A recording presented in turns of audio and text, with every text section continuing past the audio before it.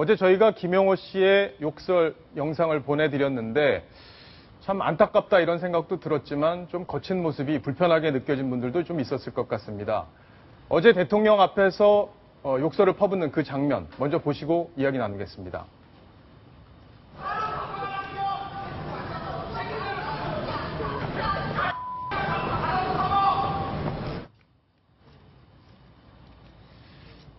지금 세월호 참사가 벌어진 지 그 다음 날에 있었던 지금 장면인데요. 네, 4월 17일이었죠. 네, 예. 충도 팽목항 체육관에서 이뤄졌던 일입니다. 네. 대통령이 누구한테 이렇게 욕을 들어본 것도 아마 처음이 아닐까 싶은데 어떻게 보셨습니까?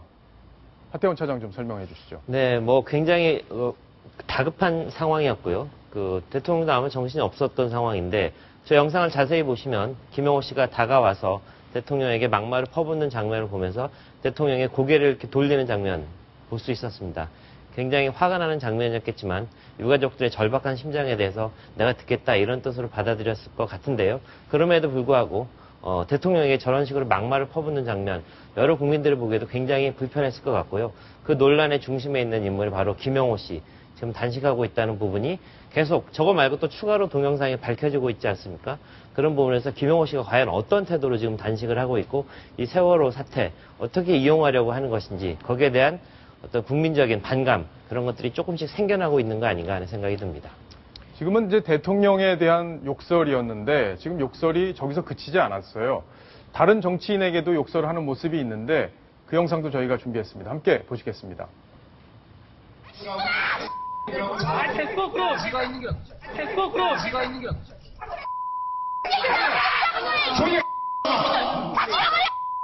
아까 우리가 현장에 출발하려고 했는데 장비를 실려오는데 못 실었어. 장비를 모든 도로가 이 지상로의 차들 119 구급대가 먼저 시작해야 되는데 이놈의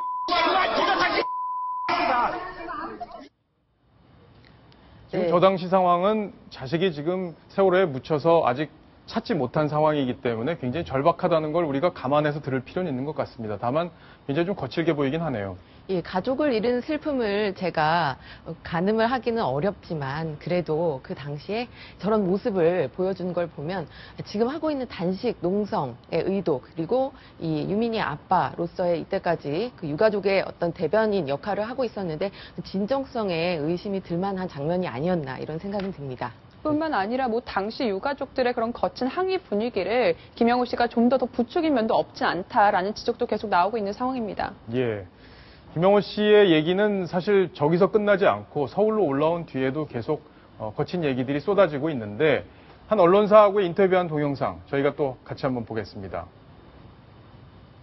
국민들 눈에 그게 뭘로 보이나 물어보세요. 우아한 집으로 보이나요? 지금 내 눈에는 허접한 집으로 보여요. 쓰레기 같은 집. 저희는 난지도보다 못한 데는 온갖 잡동사니 쓰레기들이 모여 사는 집.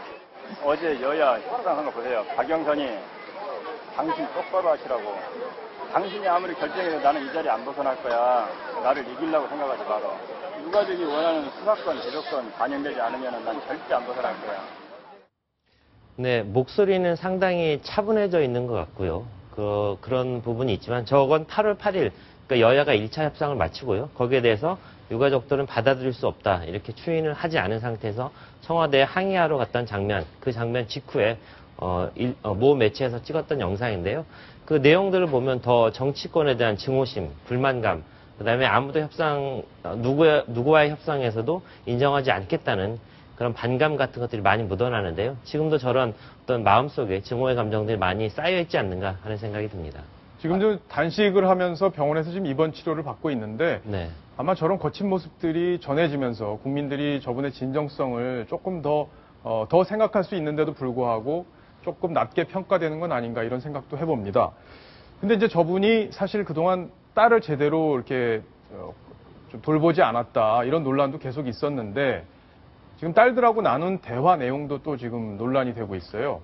카카오톡 화면인데 카카오톡을 보면은 딸들하고 여러 가지 좀 다정한 얘기를 나누는 부분 중에서도 조금 이상하게 보이는 장면이 있는데 그 장면 한번 먼저 보시겠습니다. 자, 지금 화면을 보시면 김유민 양 이제 둘째 딸이죠.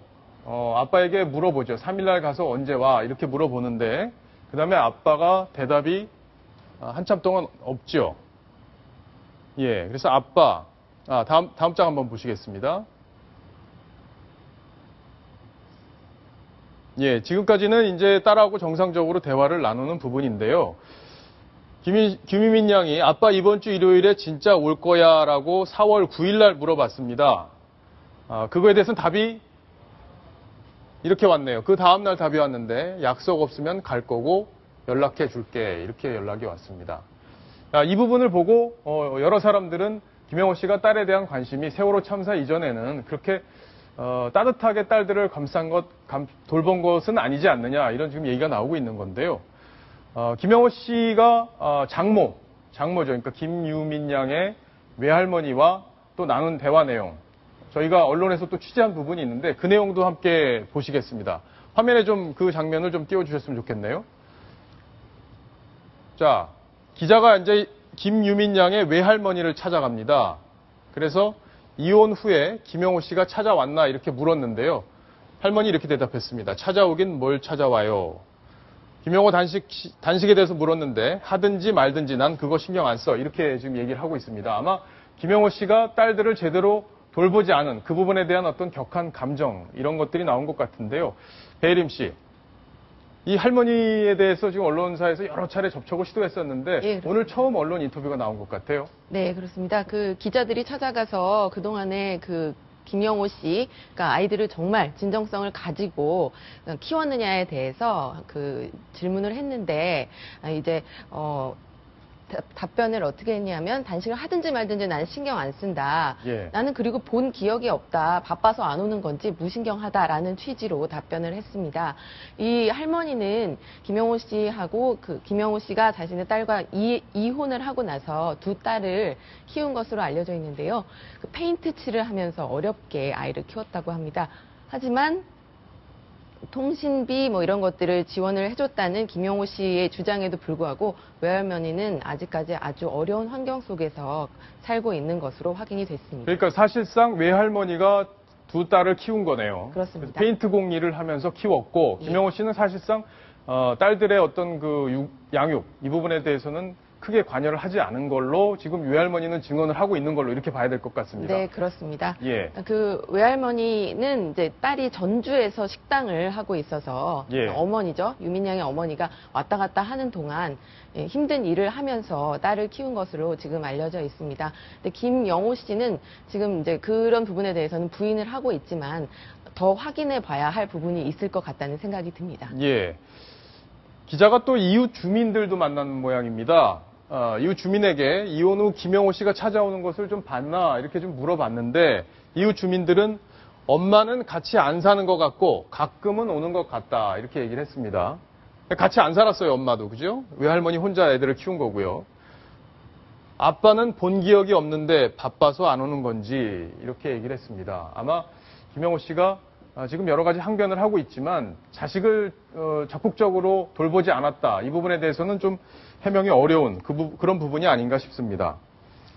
자, 지금 유족들이 두 가지 유족들이 지금 있습니다. 세월호에. 예. 단원고에서 다니는 학생들과 또 교사들, 이분들에 대한 유족이 가장 지금 240명이 넘고요. 나머지 일반 유가족들도 있죠. 근데 지금 두 유가족 사이에 좀 간극이 벌어지고 있는데 많이 좀 상황이 심각해 보입니다.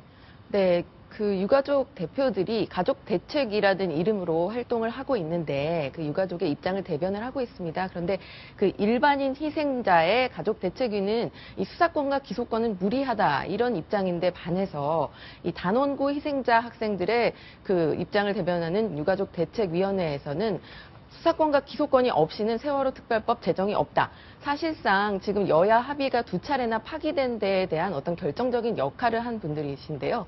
그래서 이제 그 협상도 이분들의 그 그 입장을 위주로 진행이 되고 있는 것입니다. 그래서 좀 어렵게 협상을 만든 분들이라고 볼 수 있을 것 같습니다. 네, 예. 실적으로도 많이 차이 나고요. 아무래도 세월호 학생들에 대한 어떤 국민들의 어떤 안타까움들이 더 컸기 때문에 세월호 쪽에 많은 관심이 쏟아지는 부분도 있었고요. 또 한 가지는 이런 부분이 있습니다. 일반인 희생자들 같은 경우는 가장이나 실제로 그 가족을 먹여 살려야 될 사람들이 희생을 당한 분들이 많아요. 그런데 이렇게 세월호 특별법 제정이 미뤄지면서 실제로 지금 보상을 받고 그런 부분에 대해서 특별법이 처리돼서 앞으로 나가야 되는데 세월호 유가족, 가족들, 그 학생 유가족들 탓에 이런 부분이 한 발짝도 진척되지 못하는 부분, 이 부분에 대해서 불만을 토로하고 있는 것입니다.